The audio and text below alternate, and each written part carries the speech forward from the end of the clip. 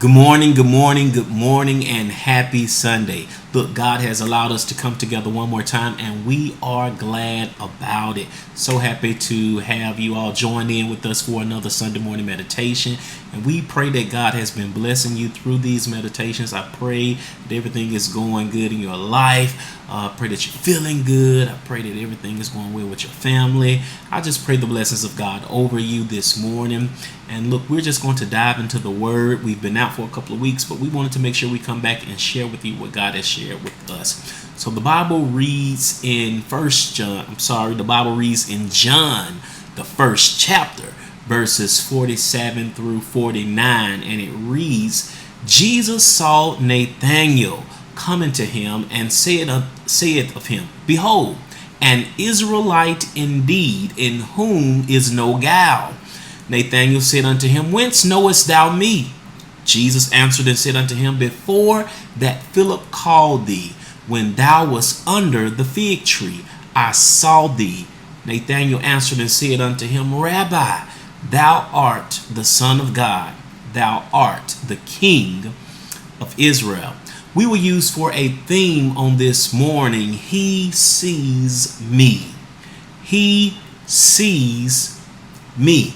You know, in a world where many are vying to have the attention of others, wanting to be seen, wanting to be heard, wanting to feel valued and accepted, and wanting to feel worthy and loved, isn't it comforting and reassuring to know that there is one who we never have to compete for his attention? There is one who always has us on his mind. There is one who is capable to love each of us as if we are a world of one who sees us and knows us and understands us when we sometimes don't even understand ourselves. And when we really look at this text, we don't know what Nathanael was doing while he was under the fig tree, but his response implies that he was indeed doing something that was significant enough that he remembered it. You know, sometimes people will say, JD Mo, I saw you at such and such a place the other day. And I'm there thinking, where was I the other day? What happened the other day? When could you have saw me? And I'm trying to piece it all together, but Nathanael immediately connected the dots. Nathanael knew exactly the event and the time that Jesus was referring to. And what's interesting about this text is that we can only assume that Nathanael was under the tree the same day that Philip called him, but we don't know for sure.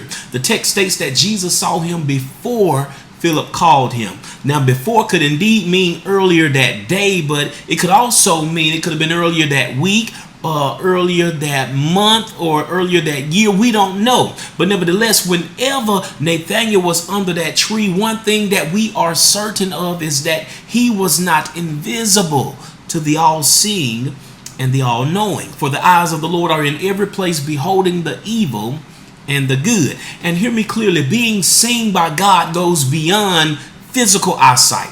It reaches far beyond the superficial, but there's a connection, there's a link, there's a bond in being seen by God. You see, Nathanael was under that tree in God knows what condition, probably having many problems or issues on his mind and his heart, and probably feeling burdened and weighted down by them all. And he was probably desperate and hoping and praying for a change.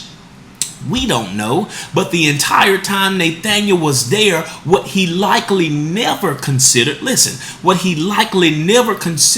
the Father of lights and the creator of the universe of the world was there for him and through it all. It likely never crossed his mind that he was actually on God's mind. And the sad reality is that many of us will never truly come to understand the depth and the magnitude of God's love and desire for us until we see him in glory.